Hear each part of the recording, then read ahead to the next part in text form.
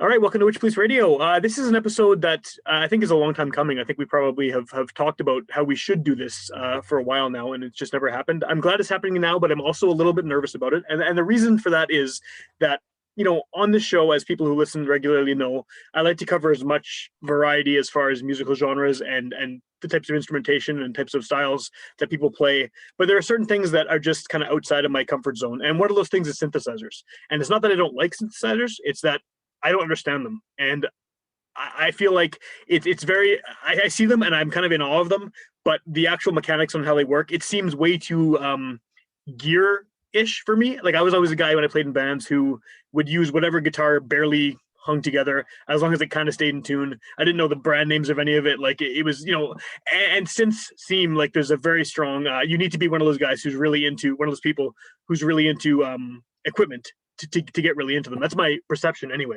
So you might be able to tell me otherwise. But before we even get into that, let's just start with you introducing yourself and a bit of background about what you do, because I know you've been playing music for ages now in Winnipeg, and you're still doing stuff. So let's just maybe start with you introducing yourself.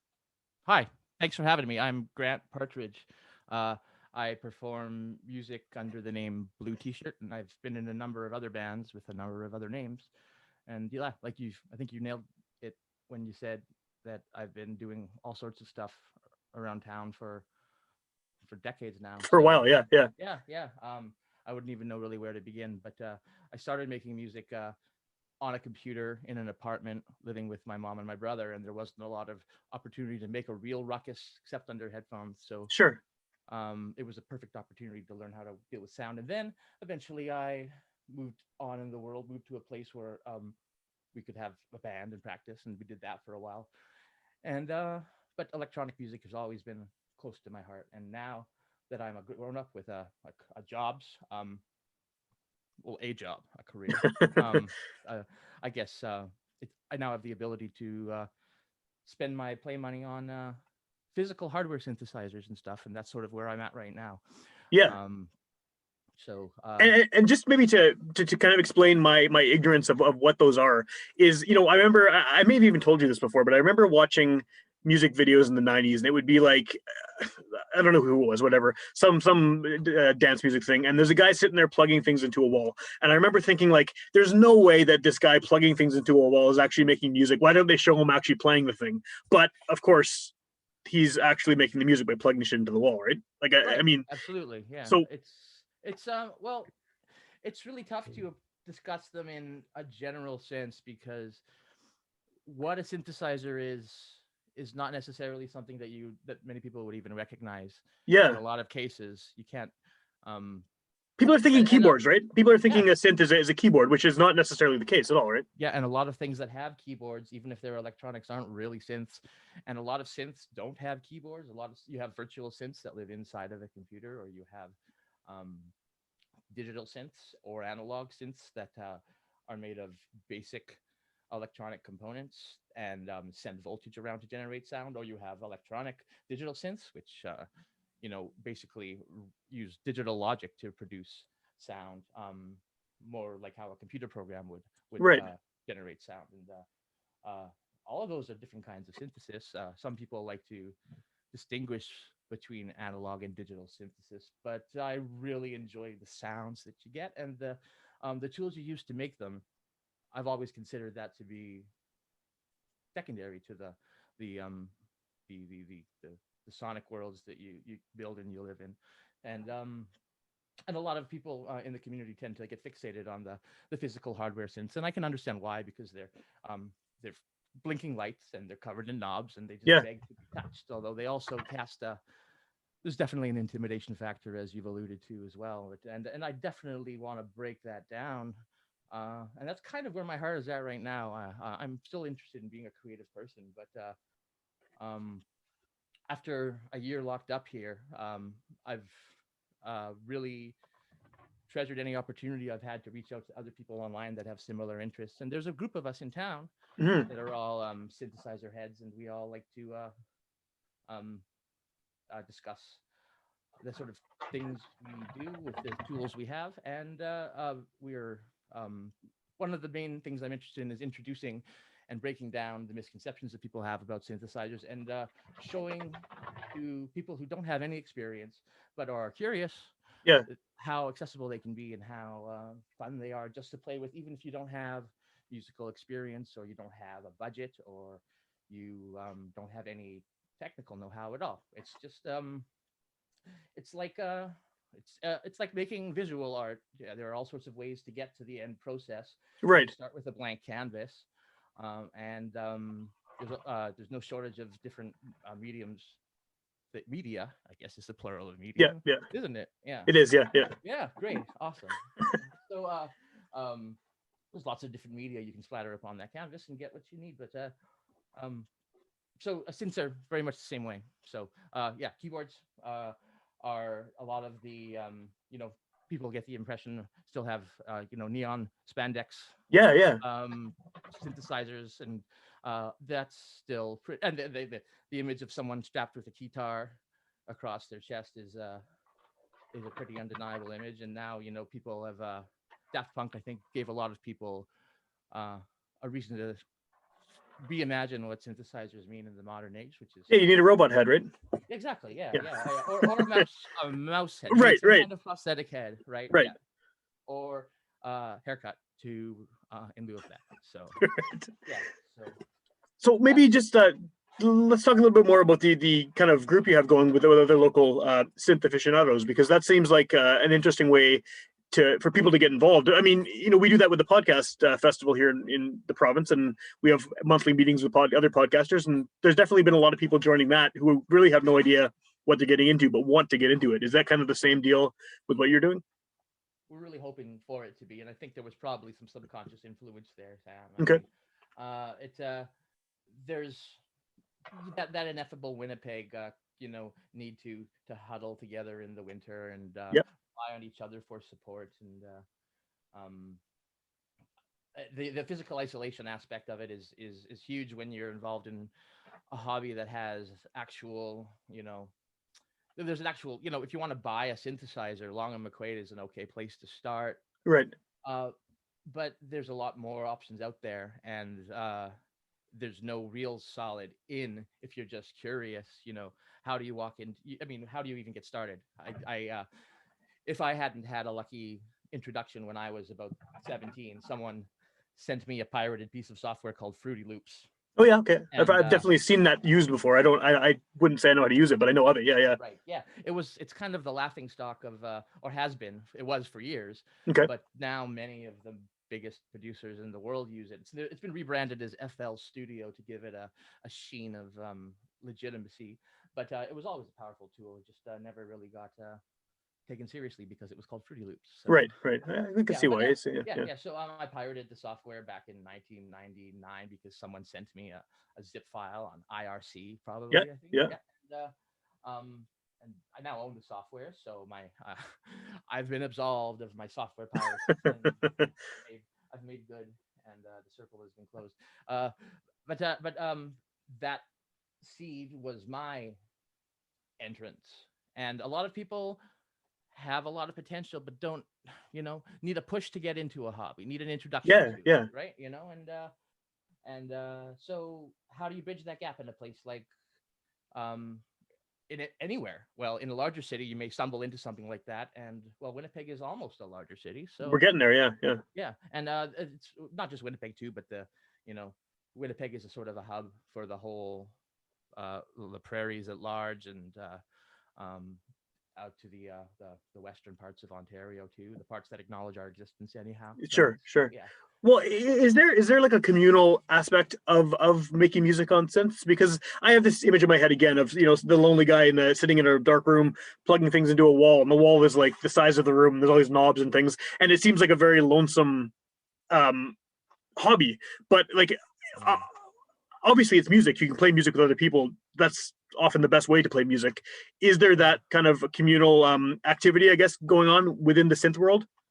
yeah. We do jams and stuff like that in and live. It's gone really the the the the situation. I hate to use the P word or the C word because they put my head in such a nasty space. But that thing going on right now Um, it's got us all in front of our computer screens all the time, and Yeah, it's got us all turning on our webcams, and uh, I mean that in the general sense of all of us. And so the people who make music with their synthesizers are no different, and it's given them an opportunity to broadcast what they do outwards over on Zoom or on Twitch is a the platform for doing this. Discord is a great platform for um, for chatting and streaming and having a voice chat or a voice yeah, shared sound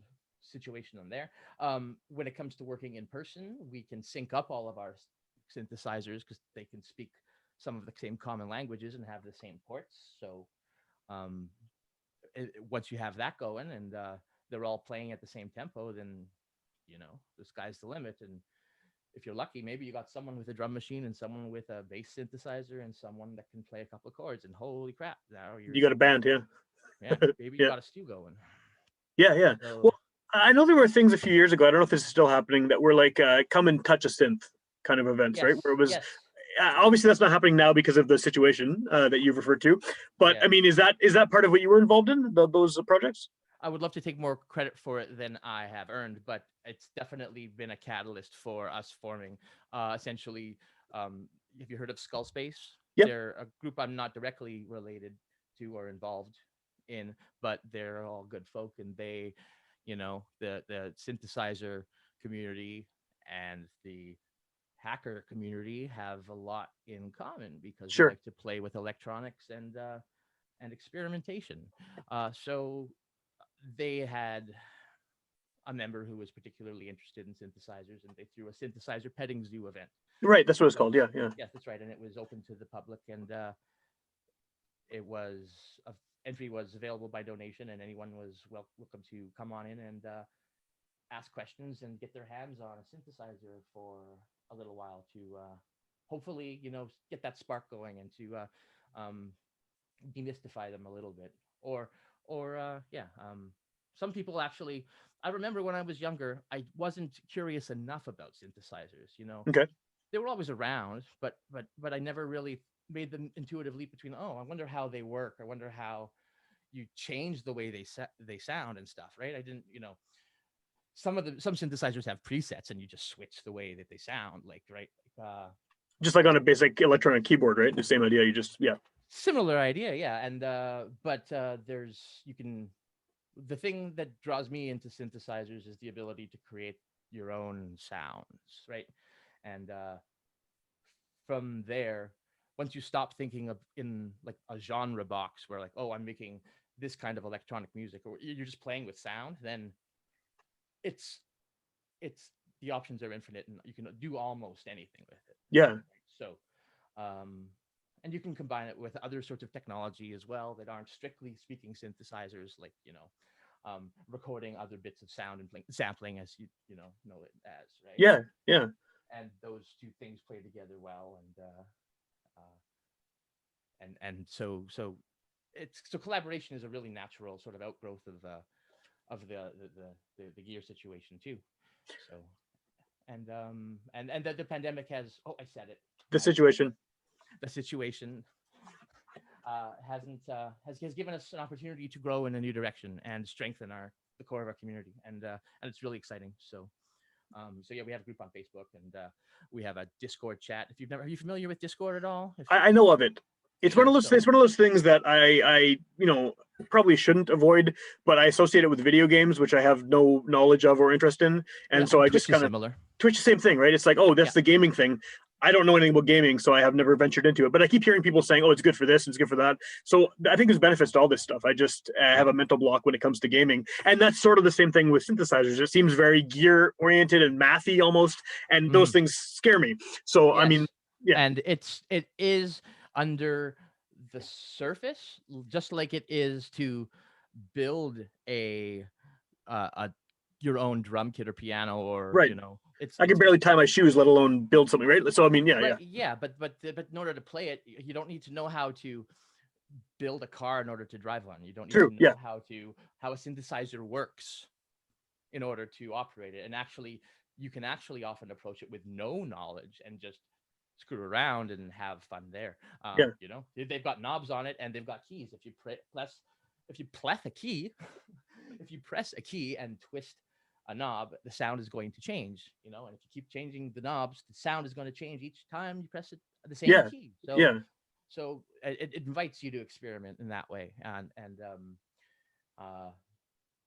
so it's and yeah, there's yeah, I think that's the end of that thought. No, that's cool. That's cool. Well, as far as your own stuff, I mean, like, are you mostly playing with synthesizers just for your own experimentation, or you're actually putting out records? Because I know, Blue T-shirt, you've done some releases in the past for sure, but how much of it is just sort of your own experimentation, just for your own interest, and how much of it is actually, I'm going to record something and actually release a project? It's changed over time. When I was 19 years old, I guess I felt I had something I really wanted to communicate to the world. So it was an opportunity for me to express myself, and it Yeah. was my major creative outlet, and it helped me to meet new people, and from making my my own albums and sending them out to campus radio, I met the folks at UMFM, and I wound up getting my own show on campus radio, Yeah.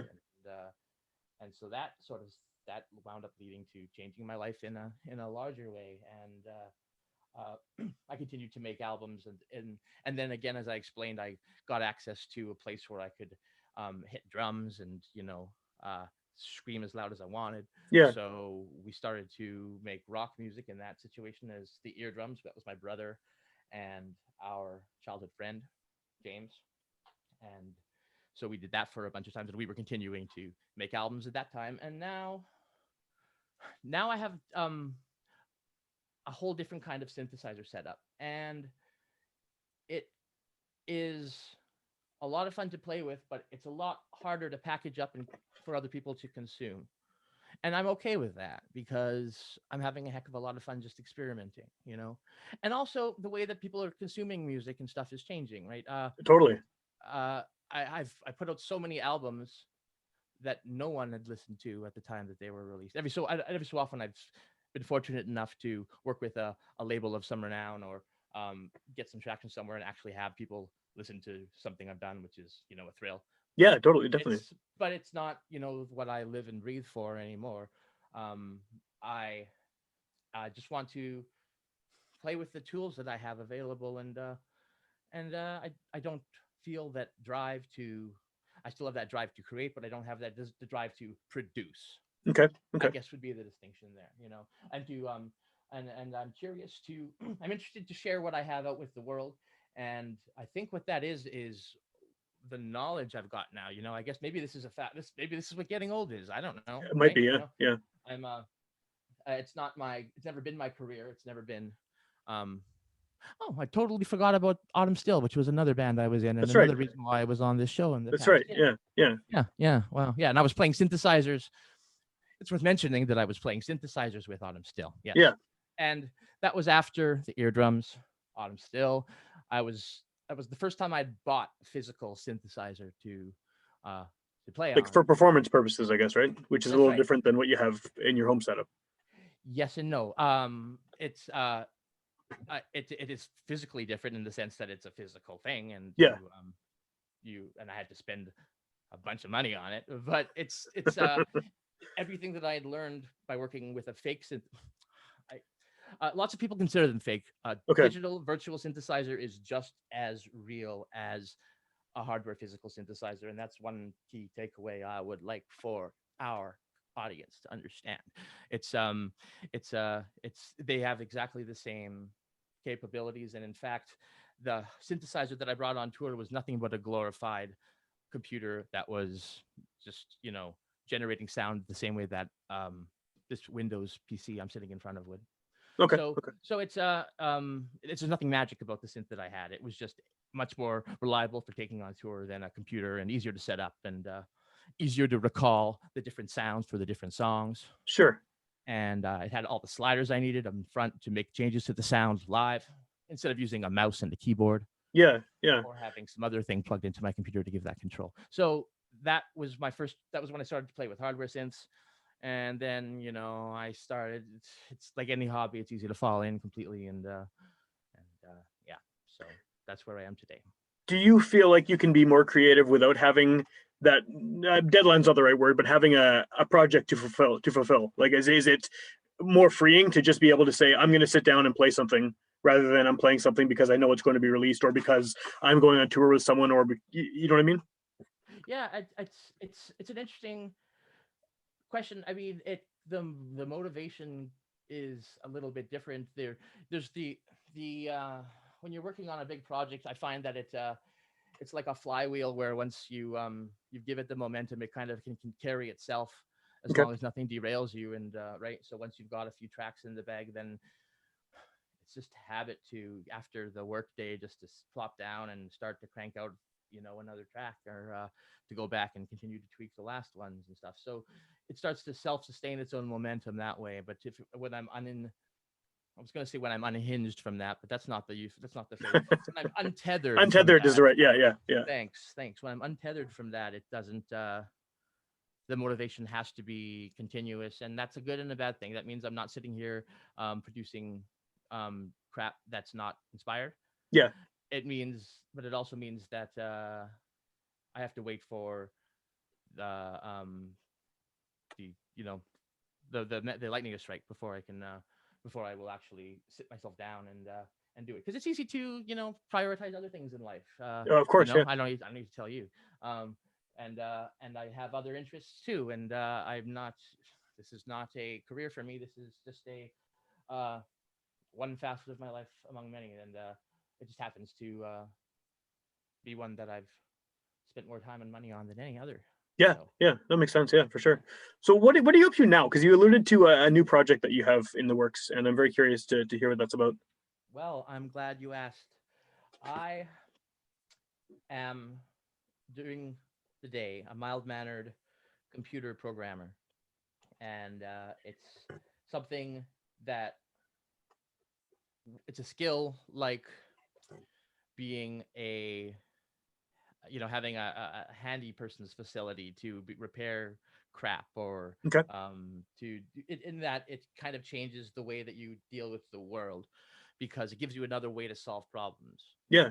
And all sorts of times, like, there are interesting things that I want to do, and the solution is to write a computer program to solve them. And it's really gratifying to do that, to spend just a couple days tooling around in your programming language of choice and produce something that is useful. Hmm. And all the better if no one else has done it before. If someone else has done it before too, then there's a learning aspect too. Like, one of the things you may have seen on my Twitter feed, um, I The bot. the bot. That's Yes. right. Yes, um, I found somebody else's code to uh, to extract. I had to take someone else's code to rip all of my tweets off of Twitter, and then I took another person's code that processed all my tweets and would generate new tweets, and I glued those two things together, and I made something useful out of those two things. And now I have this very silly Twitter account that spews hilarious gibberish 4 times a day. It seems And to be like semi nonsense though, right? Like at times I see it and it's like this kind of makes sense, and then you get to like the fifth word and it goes off the rails. absolutely. And it's sometimes the tweets that I put out are a bit curated. I have tried to select them for entertainment value. Okay. Sometimes Okay. it has actually, tried to come up with a brand new thought, and it's generated something that I've said exactly before, which Oh is, wow. it's just like if you're sitting down to write a new song and you write "Smells Like Teen Spirit" again, right? Because you've heard It's it subconsciously 7,000 times. Yeah. Yeah. Yeah. Yeah. so my artificial intelligence bot apparently is prone to the exact same mistakes. So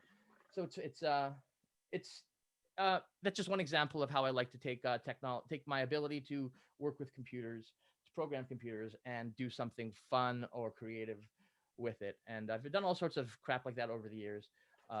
And at one point, they were archived on my website, bluetshirt.ca, which is currently broken. Maybe I'll get Okay. it fixed before the Yeah. this episode airs. Who Be a knows? little We'll bit of see. time between recording and Yeah, airing. Yeah. Yeah. fingers crossed. We'll see. But I was suddenly inspired one day.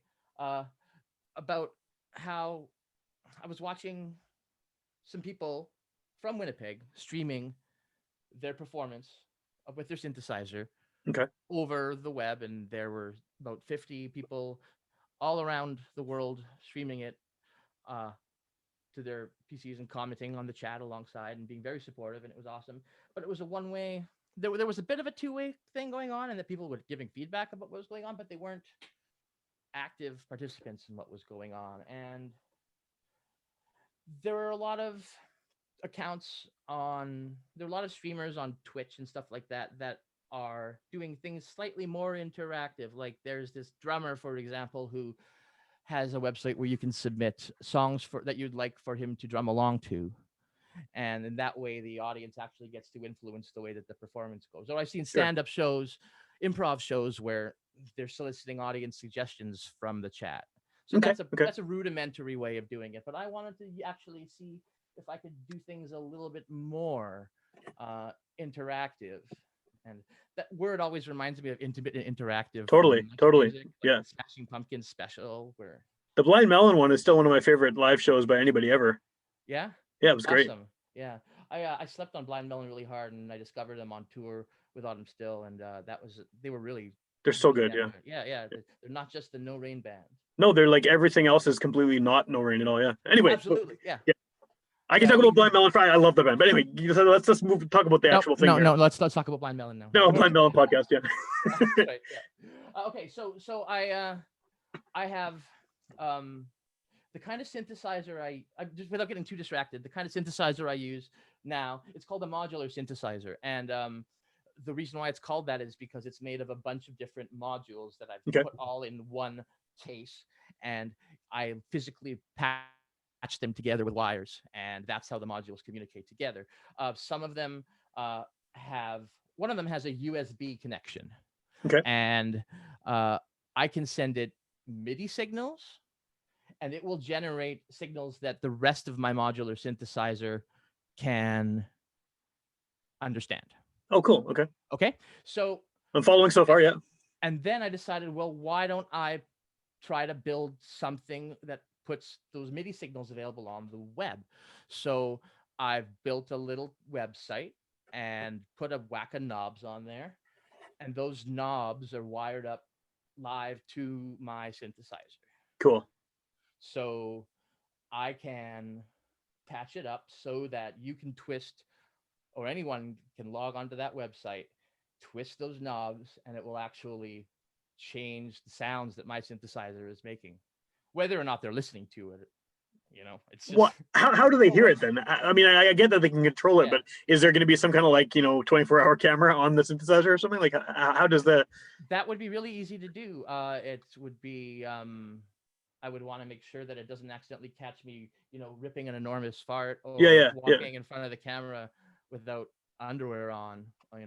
As long as there's underwear on, that's cool. This is Right, right. but Yeah. yeah. So the but yeah, I plan to launch some sort of feed. I don't think I'll be running this 24/7. I might, but I think I have to make the tool a little bit more robust. Right now, it's just a proof of concept, and it seems to be workable for a small community or for a number of people to use at once. But Cool. I wouldn't scale it yet to, I wouldn't open the floodgates and let the general public use this just yet. Yeah, yeah, yeah. So, but eventually, that would be the sort of goal, would be to have live performances of open to the public, and where anyone in the world could drop in and start to wiggle a knob, and they would be able to hear the effect a few seconds later. That'd be super cool. There's latency is a thing that's inescapable over the web. Right, of course, yeah. So if we're dealing with something on Zoom, if we're doing a Zoom show, then we could probably get the latency down to something reasonable, because it's meant for talking. Yeah. So it has to keep the lag down as low as possible. If you're streaming on YouTube or Twitch, there's about a 10 or a 15-second lag, so that's a little less relatable, but it's still, you're still actually having an effect. You just don't hear it for a few seconds. Yeah, so yeah. I think people can figure that out. And Discord also has the opportunity to stream audio for a voice chat and video chat. That seems to work pretty darn well too for streaming audio. So there's lots of possibilities, and maybe sometime we could do it over the radio too, because that's that's actually a thing that still Yeah, exists. yeah. So uh, the pals over at UMFM or CKUW, I'm sure would be interested in exploring new ways to uh, reach out to their viewers, because there are people watching their radios. Because I'm why do you record these so late at night, Sam? No, I I know don't, exactly why you do. I yeah. know exactly why you do. There's a reason. There's an actual reason. Yeah. Yeah. So You're okay, off the well, hook. Yeah. let me ask a question about this though. I mean, I know again you're in the early stages of this. Is not available to the general public yet. Assuming it was, I guess, is there potential for you to be just hanging out at home and suddenly there's like 5 people all twisting knobs at once Sure. and it's playing out of your thing? Like you can have multiple people all jumping on together Yeah, and absolutely. yeah. Yeah. So I got you to load that thing up on your phone, Yeah, right? I have it right here. Yeah. You Yeah. can't see it because I So got a background, but it is there. Yeah. okay, well, hold on, hold it up, and well, I don't know, but just watch the top knob in the left corner, and you Okay, should see it. You should see it wiggle. I think I have to scroll down here, but okay, top knot. Yeah, it's not showing up because of my background. But for people who are just listening to the audio version of this, this is probably super boring. But it is Yeah. actually really cool. Anyways, yeah. So it's currently built so it automatically updates when. It just moved. Yeah, it just moved. Yeah, great. So Yeah. when Sam flicks a knob, it updates on everyone's screen, and so currently there's nothing preparing two people from greedily grabbing the same knob and trying to twist it. So I've got to make it a little more robust. Maybe the knob will go gray when someone else is trying to twist it, Right. maybe. But the basics are all in place, and the proof of concept works. And you're actually twisting these knobs, and the lights on my synthesizer are actually changing Very right now. cool. Yeah, you're twisting the number 3, right? Yeah, there you go. Okay. Yeah, it's So moving. Yeah. yeah, and I'm looking at my synth and I'm seeing this light get brighter and dimmer. Very cool. So yeah, do you want to hear how it sounds? Yes, that'd be awesome. Yeah. Great. Okay. Well, let's see what we've got here. I've got a bunch of I guess we'll just do it by ear. Sure. This one.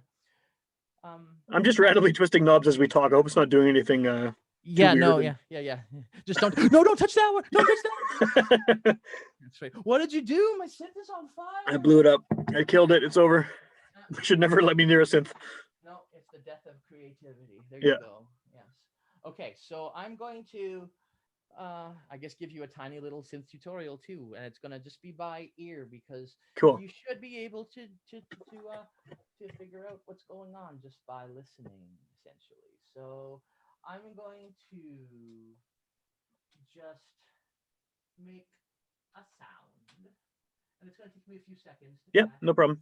I'm going to start speaking semi-nonsense as I zone out. And Yeah, it's understandable. to patch this along. So People who are watching the video version can see you leaning over and doing something. So at least there's some excitement, some action happening, right? great. Okay. Do we hear something? I don't know. Yes. There's something. Okay. So how's my voice in balance with the sound? It's good. Okay, great. So what you're hearing right now, it's called a sine wave. And it's a smooth like S-shaped wave that produces a round tone. Okay. It's the roundest sound. It's the smoothest, oohest sound that you can make. You can't make a sound that's more pure than a single sine wave. Okay. And it has a bass. It has a bass frequency, which is sort of like the note on the scale that you hear, right? Are you able to turn that up a little bit? Yeah, I can. Thanks. There we go. Yeah, that's good.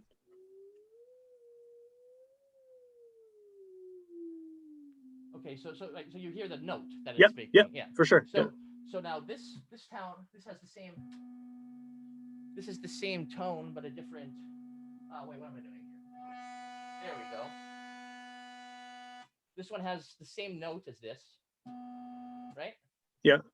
But it's got a sharper tonality to it. Agreed? Yep, yeah, sure. Yeah, I can hear that. So it's got a sharper sound to it. So it's got that one's a square wave sound. So it literally looks like sharp square wave edges, and it sounds sharper as a result. So it has the same fundamental frequency, but it has harmonics built on top of that. Okay. Yep, got it.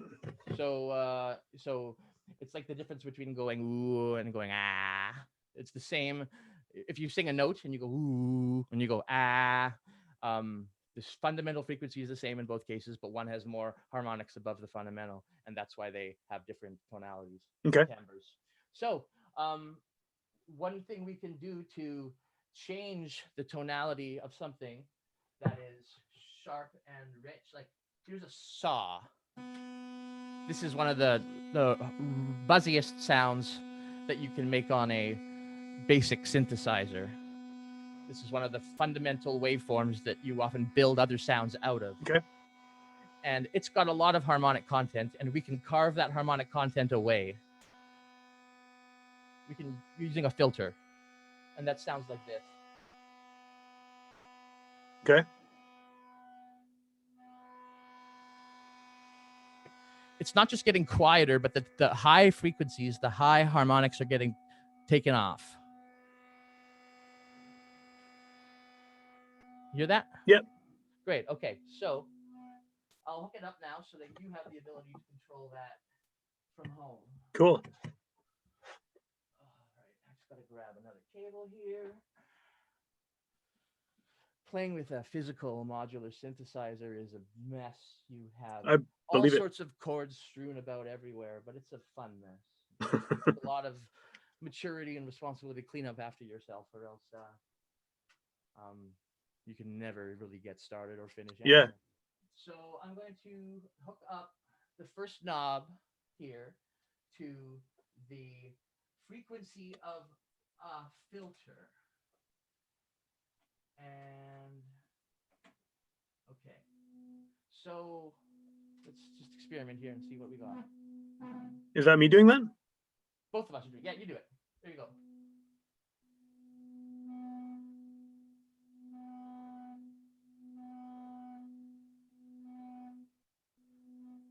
So as you turn that knob to the right, you're increasing the filter cutoff. And that's the point at which we start to drop those high frequencies off. Cool. Excellent. Yeah. And so, okay, here's something. So instead of wobbling, currently you're wobbling that by hand, right? Yeah. And that's fun. We have tools that wobble things for you. We call them low frequency oscillators. Okay. The thing that's making the sound that we're hearing is a oscillator. It's a higher frequency oscillator because it produces a tone at audible pitch. If you were to slow that way down, way below, drop that ooh below bass, you would get a very slow wobble that you couldn't hear anymore. Okay. But you could use that same signal, that same changing voltage, to plug into a different hole on the synthesizer and have it control one of those knobs for you. Oh, cool. So right now I have plugged in an LFO to the place where your knob was previously plugged in. Okay. So instead of you changing the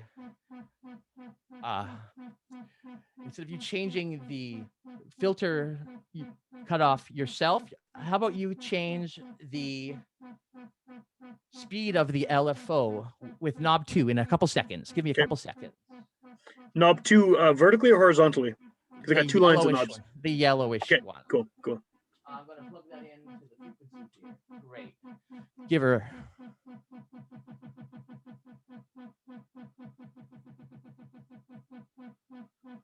So you're changing the speed of the wobble. Yeah. Now try turning it way up. Keeps bouncing back. Oh, it's bouncing? Yeah. Oh, we're hitting a glitch. Let me close mine. Try again. There we go.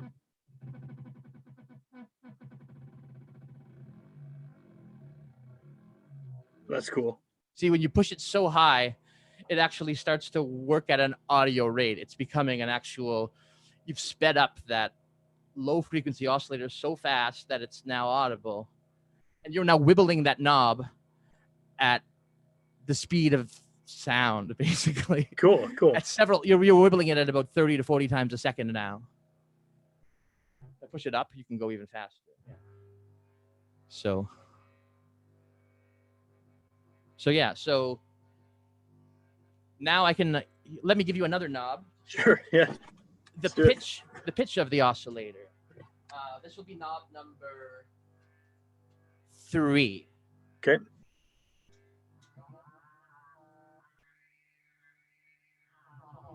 Is that me doing that, or is that you? You doing it?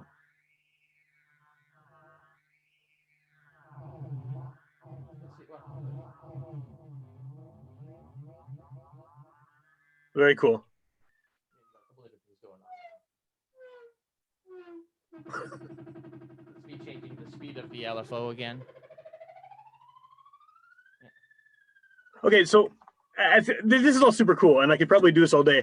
But that's my point. Yeah. this definitely seems like the kind of thing that you could do, whether it's with this little website here, or just like as a tutorial. It seems like the kind of thing you could probably get a pretty good audience just making videos on how to do this with actual footage of your equipment, right? Because I mean, you obviously know what you're talking about, and like you said, part of what you want to do now is just sort of share some of that knowledge, right? Is that something you've considered doing? Is just putting on like basically synth clinics online? See, there's definitely it's definitely been I'm a little late to the game for doing this kind of content online. There's all sorts of people who are really well established on YouTube, and I'm not surprised. I guess, yeah. There's a lot of great resources, but what there is lacking a bit is just again that simple that if you're trying to get interested in socialism without having to read Marx. Just as an example that is kind of pertinent to my daily life right now. It's you're just trying to you just how do you do it without you need some way to get in and there's that YouTube community currently lacks that, and I don't know how to solve it because you need to have an audience first before, and I don't know if I'd be able to develop an audience. And it's not all about developing an audience, but it is about making something one's going to use or appreciate. Yeah. So well, I can see this working. I mean, to get someone interested in just the fundamentals of it, the fact that you can actually do it and you don't need the equipment at home, you're literally doing it on someone else's gear, right? Just right. Remotely. Well, you can cut out the middleman for sure, because you can just get software to do it on your own computer, and the results are basically the same. There's a piece of free software called VCV Rack. Okay. And they have a website called vcvrack.com, and the basic software is entirely free. And then you can get a whole bunch of modules for free, including recreations of many of the most popular modules in physical format. And then there are a couple that are, they're starting to sell them, but it's only $10 or $20 to buy a virtual module rather than another order of magnitude for one of these physical ones. So if someone was here's an opportunity for me to give advice to someone who's curious about starting with this. Playing with hardware is very exciting, and there's something viscerally cool about the knobs and the blinking lights, but it's not always possible to get your hands on one, and if you do, it's not possible to get the amount of time on one that you need to develop, unless you have the money and the physical space to make good use of it. I at one point had a system, but I didn't have enough room in my home to keep it set up all the time, so I would have to constantly, I would spend about an hour getting it all set up every time I wanted to make a racket, and that's that really kills your momentum. So working with a hardware physical synthesizer isn't for everyone, but working with synthesizers, I honestly believe, is for everyone. It should be something that kids are doing in elementary school, maybe instead of tootling on a recorder, because I mean, I enjoyed that, but I was the weird kid. So well, you know what? It's funny because like my kids have played with those snap circuit things, right? Where you build little circuits. Yeah. Some of them have basically things that are really, really simple synthesizers. You can manipulate the sound, and that's what they like the most about it. Like they're building all kinds of weird shit with sirens and stuff, and you can interrupt the sound from happening and everything, and make weird little blips and bloops. And I get the appeal is there for sure, even for little kids. Like I can totally see it. There's no need for it to be. Some people who there's a lot of gatekeeping going on in the community too, where that's with any community, right?